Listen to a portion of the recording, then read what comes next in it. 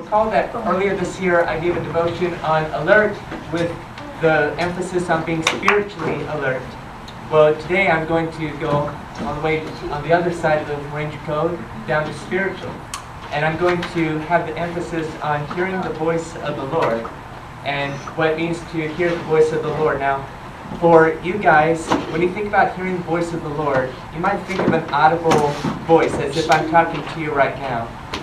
And I grew up watching your programs, animated programs that were centered for an audience for your age group. And sometimes you see like Bible stories where you hear God's voice echo in the skies. God could do that, but oftentimes He doesn't do that. Hearing the voice of the Lord may be something else besides an audible voice. Sometimes it's a still small voice. I'm still working on that personally, but sometimes it's a tug, or it's my consciousness, or something. Sometimes God speaks to us through happenstances. Now, here's a good story that you might have heard of before. I heard it from one of the pastors, former pastors here, Pastor Lynette, on here in the main sanctuary. And it's a story about a man. Just to say this is a story, but it has truth in it. A man was in a hurricane, and he was stranded on the roof of his house. Everywhere around him was an ocean where his neighborhood once stood, and he was just stranded by himself. And he waited for the voice of the Lord to come down and save him. He waited to hear audibly the voice of the Lord to come down and save him. So later on, a boat comes by, and the guy's like, "Grab onto my hand, I can save you." But the man sits there and says, "No, I'm waiting for the Lord to save me. I'm waiting to hear God." So the boat speeds off, and then the helicopter comes next, drops down its rope ladder and says, "Hey, you down there, grab on. I can help you." The man looks up and says, "No, I'm waiting for the voice of the Lord." So the helicopter speeds off, flies away, and that man ends up dying. So he's now before the Lord face to face. And he says, "Lord, what happened? I was waiting to hear your voice. Why didn't you rescue me?" You know what the Lord says? "I did speak to you. You just didn't recognize my voice. I was the voice when that boat came. That was me when the helicopter came speaking to you to rescue you. You didn't recognize my voice." So sometimes God speaks to us not audibly, but sometimes through happenstances and such. And just know that God's timing is perfect timing. From my grandfather wants to tell you to keep your hearts and mind open, to let the Spirit of God, Ruach HaKodesh in Hebrew, come into your heart and fill your heart. And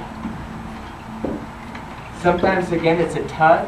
And let me tell you a quick story. When I was evangelizing when I was around your age, I was around 10-ish, and I was evangelizing at Wakem Park, and me and the leader was talking to a couple of ladies over there.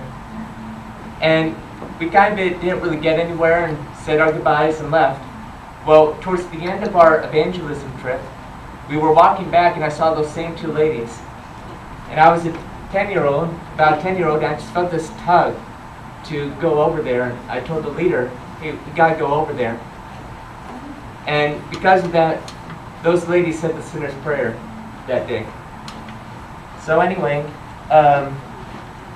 and also how I like to tie things together is that, remember I was talking about a huge project I was doing earlier this year when I was speaking on spiritual alert. And it's neat how all these things tie together, because when I was speaking, or when I first heard Pastor Lynette give that story, she in the main sanctuary here at Newport Mesa, she said it at the perfect time in my life. And it was about being giant slayers and hearing the voice of God. And that was Sunday, July 16th, 2017. And remember what happened the next day? That was the day that I had that fiasco with mailing that package. Everything went wrong until I was spiritually alert to recognize that it was Satan. So I did what James 4:7 and 1 Peter 5:8-9 says, and I casted Satan out, and the rest of my day was perfect. The package arrived safely and everything.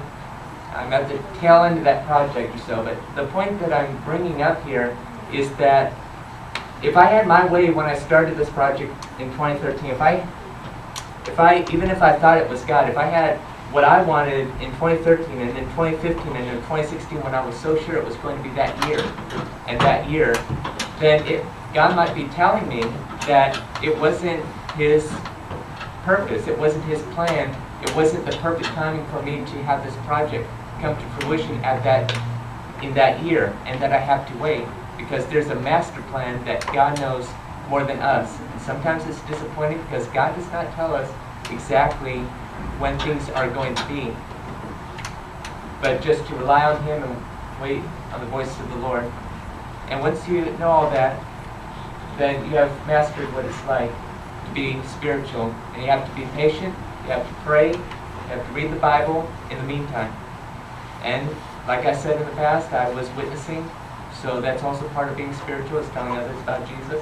And that's my devotion to you. I hope that was an encouragement. Thank you. Stand up.